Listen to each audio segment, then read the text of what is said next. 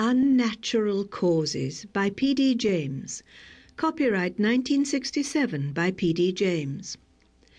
This recording of the full-length reading of Unnatural Causes was published by arrangement with the author and Elaine Green Limited, and was produced in 1992 by Books on Tape Incorporated, which holds the copyright thereto.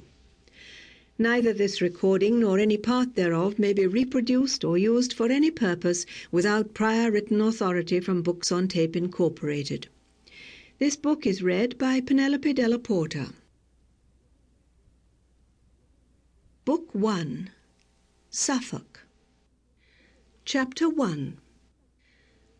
The corpse without hands lay in the bottom of a small sailing dinghy, drifting just within sight of the Suffolk coast. It was the body of a middle-aged man, a dapper little cadaver, its shroud a dark pin-striped suit, which fitted the narrow body as elegantly in death as it had in life.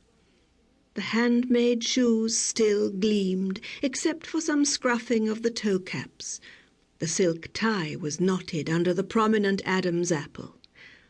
He had dressed with careful orthodoxy for the town, this hapless voyager, not for this lonely sea, nor for this death.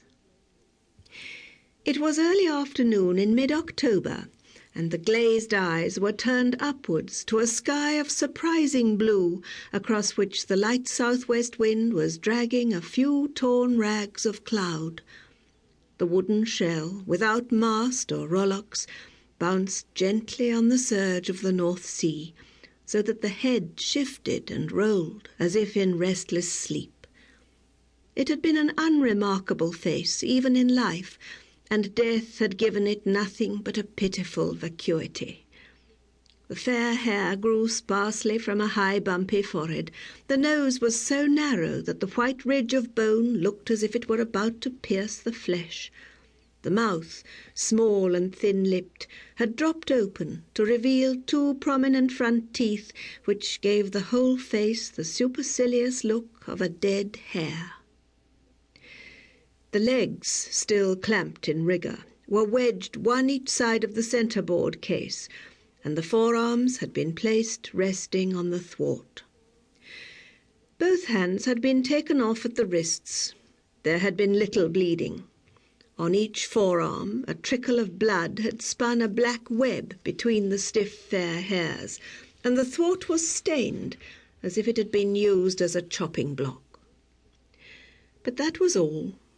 The rest of the body and the boards of the dinghy were free of blood. The right hand had been taken cleanly off, and the curved end of the radius glistened white. But the left had been bungled, and the jagged splinters of bone, needle-sharp, stuck out from the receding flesh. Both jacket sleeves and shirt cuffs had been pulled up for the butchery, and a pair of gold-initialed cufflinks dangled free, glinting as they slowly turned and were caught by the autumn sun. The dinghy, its paintwork faded and peeling, drifted like a discarded toy on an almost empty sea. On the horizon, the divided silhouette of a coaster was making her way down the Yarmouth lanes. Nothing else was in sight. About 2 o'clock, a black dot swooped across the sky towards the land, trailing its feathered tail, and the air was torn by the scream of engines.